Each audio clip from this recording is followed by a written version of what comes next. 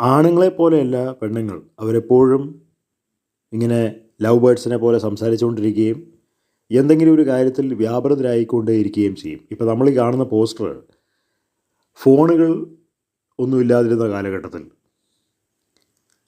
പെൺകുട്ടികൾ സമയം കൊല്ലാൻ വേണ്ടി ചെയ്തിരുന്ന കാര്യങ്ങളാണ് നമ്മളീ കാണുന്നത്.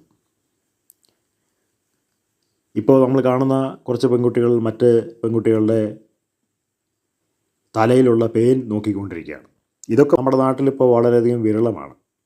ഇപ്പോൾ ആരും ഇതിനുവേണ്ടി സമയം കളയുന്നില്ല. കാരണം അതിനൊക്കെ പ്രത്യേക ബ്യൂട്ടി ട്രീറ്റ്മെൻറ്റൊക്കെ ഉണ്ട്. അധികം പെണ്ണുങ്ങളുടെ തലയിലൊന്നും, പ്രത്യേകിച്ച് ന്യൂ ജനറേഷൻ പെൺകുട്ടികളുടെ തലകളിലൊന്നും ഇപ്പോൾ പേനില്ല. കാരണം അതുപോലുള്ള ട്രീറ്റ്മെൻറ്റും ഇതൊക്കെ ചെയ്യുന്നുണ്ട്. അവരെല്ലാവരും ബ്യൂട്ടി കോൺഷ്യസായി മാറിക്കഴിഞ്ഞു.